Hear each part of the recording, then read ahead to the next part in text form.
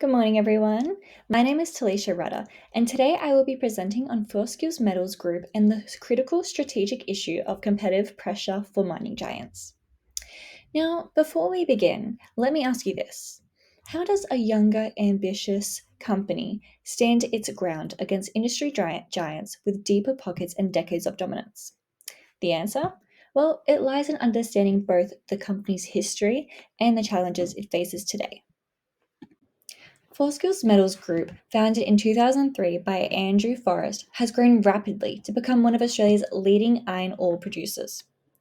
Based in the Pilbara region of Western Australia, Fortescue has built world-class mining, rail, and port infrastructure, exporting over 40 million tonnes of iron ore by 2011. However, despite its impressive rise, Fortescue faces intense competitive pressure from global mining agents like BHP and Rio Tinto. These industry leaders have far greater economies of scale, deeper financial resources, and established market power in the Pilbara area.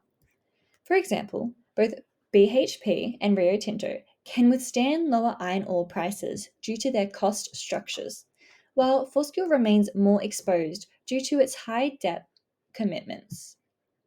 So, the strategic issue we examine in this is how can Fortune remain competitive against larger, entrenched rivals in a capital intensive industry dominated by global players? To explore this, we turn to strategic management concepts. To analyze this issue, I apply Porter's five forces framework and the resource based view. First, through Porter's five forces, industry rivalry is extremely high. Fortescue competes directly with BHP and Rio Tinto, who use aggressive expansion and pricing strategies to maintain dominance. Threat of emerging rivals is low given how high capital costs are, but Fortescue itself is evidence that smaller players can emerge if they innovate. Doesn't this raise the question, could another Fortescue appear in the future, just as Fortescue once disrupted the market?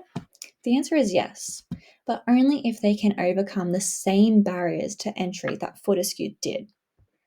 Something which is also very difficult without significant resources.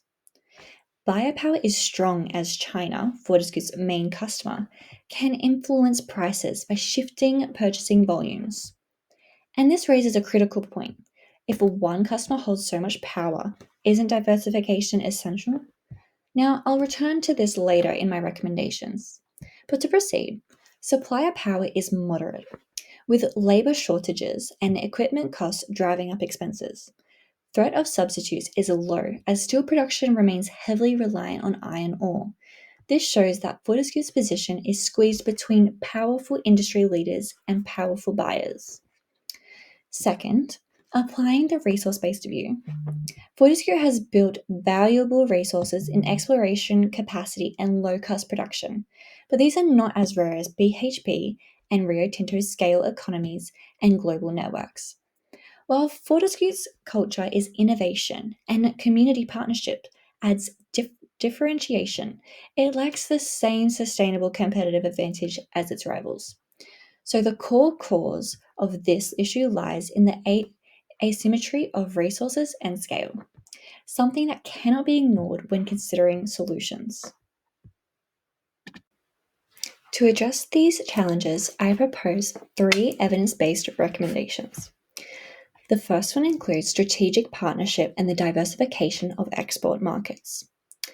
Fortescue should reduce reliance on China by pursuing long term supply agreements with emerging markets such as India and Southeast Asia. After all, should any company rely too heavily on just one customer? Clearly not, because when that customer shifts demand, the entire business is exposed. Academic research shows that firms exposed to concentrated markets are more vulnerable to competitive shocks. Now, my second recommendation includes investing in green transition and differentiation. Fortescue can carve out a competitive niche by becoming a leader in green steel and renewable hydrogen, where rivals have been slower to move. Isn't it true that in today's market, sustainability is no longer optional? It's a competitive edge. Exactly by embedding sustainability, Fortescue can differentiate itself, attract new investors, and secure a long-term advantage. Research supports that sustainable innovation strengthens long-term competitiveness. My third recommendation includes strengthen financial reliance through debt management. High debt increases vulnerability to price uncertainty. Should a company in such a cynical industry really gamble on high leverage? The answer is no. Fortescue should continue deleveraging and building cash reserves, ensuring it can withstand price downturns. This aligns with the strategic management literature, emphasizing financial flexibility as a buffer against environmental uncertainty. Together, these recommendations enhance Fortescue's resilience, reduce dependence on incompetence cost gains, and position the company for long-term competitiveness in a transitioning global market. In summary, Fortescue's critical strategic issue is competitive pressure from mining giants. My analysis using Porter's 5 forces and the RBV highlights how scale asymmetry and market dependence underpins this issue.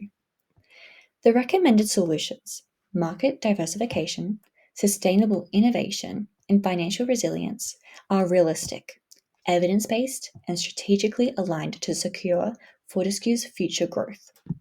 So I leave you with this thought. Can a company like Fortescue not only survive, but actually thrive in an industry dominated by giants? The answer is yes, but only if it makes bold strategic choices today. Thank you so much for listening.